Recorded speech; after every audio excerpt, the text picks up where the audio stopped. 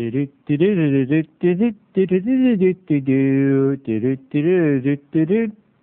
snack time. Well, hello and welcome to Snackboy. I thank you for spending your 5 minutes with me. It's 3:15. Maybe you just wanted to hear a little story, a little yarn. Well, today, I'm going to tell you about my family a little more. What started out as a nice, idyllic day to the dentist with me and my mom, Sue Crummett, my dad, Ron Crummett, became a day of neurosis. And this is what happened. About a week ago, I showed up at my parents' house. We had to get to the dentist by 10, and my mom said, Terry, do your best to get here by 9 o'clock. 9 o'clock. The dentist is all the way in Woodbridge. I'm going to have your father ready 9 o'clock. So I was in traffic, and I was running 15 minutes late, and my heart was beating. I was like, boom, boom, boom, boom, boom, boom. And I just could picture it. I would open the door. My mom would be like, where have you been? And my dad, who's like he's a timeaholic, to the second. He's neurotic about time, but I got there 9:15, and thank God they weren't even ready. So we finally got ready. It was about 9:25. We had to be there by 10, and we're rolling out the door. And my dad and mom go. My dad's like, "You drive, Sue. I drove yesterday to the train show." And she's like, "I don't want to drive. I want to read my aquarium book." And I said, "I'll drive, kids. No need to fight here. I'll drive." Well, that's very nice of you, Terry. Thanks, kiddo, says my dad. He always calls me something like Tiger. Thanks, Tiger. So we get in the car. My mom's in the back seat with her aquarium book. My dad's got his toy train magazine in the passenger seat, and I'm driving.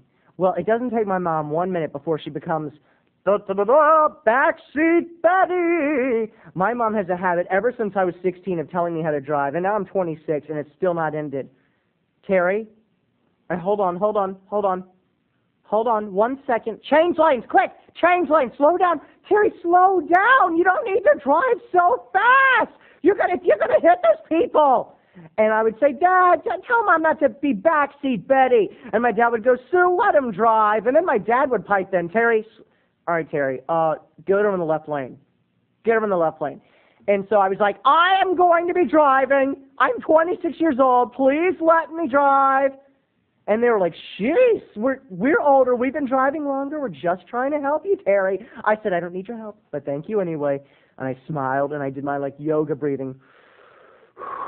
And then I turned on my mixtape. It's a great mixtape. It's got Tori Amos, and more Tori Amos. It's kind of like there's a Tori Amos song, then there's another song, and there's a Tori Amos. And my dad hates Tori Amos. So my dad is 3/4 deaf, and he's got a hearing aid. And when he's turning down his hearing aid, when I have a Tori Amos song on, he first clears his throat. So everyone in the vicinity knows that not only is he bothered, but he's going to tune it out.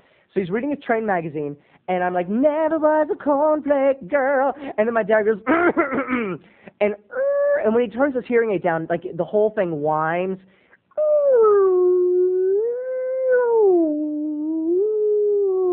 And he turns it off. And then I turn off the radio, and I start sulking, and I'm driving, and I'm like, and my mom goes, turn it off, Terry. You're allowed to listen to music in your own car.